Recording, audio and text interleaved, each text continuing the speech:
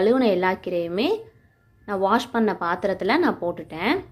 இப்போ நம்ம என்னென்ன ஆட் பண்ண போகிறோன்னா, ஆனியன், சின்ன வெங்காயம் ரொம்ப வேணாம். இப்போ நான் போடுற அளவை பார்த்துக்கோங்க, இந்த அளவு போதும்.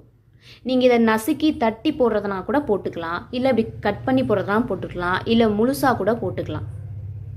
அப்புறம் பூண்டு, வெங்காயம், பூண்டு, ஒரு குட்டியாக ஒரு தக்காளி எடுத்திருக்கேன், அதை கட் பண்ணி போட்டுக்கிட்டேன். அடுத்து நான் வாட்டரை ஆட் பண்ணுறேன். உங்கள் வீட்டில் எத்தனை பேருக்கு ஏற்ற மாதிரி நீங்கள் செய்கிறீங்களோ அதுக்கேற்ற மாதிரி தண்ணி நீங்கள் சேர்த்துக்கோங்க. இப்போ நம்ம உப்பு சேர்த்துக்கலாம். தேவையான அளவு உப்பு சேர்த்துக்கோங்க. அடுத்து பெப்பர் சேர்த்துக்கலாம். இப்போ எல்லாத்தையும் ஒரு தடவை நல்லா கலக்கி விட்டுக்கலாம். இப்போ நம்ம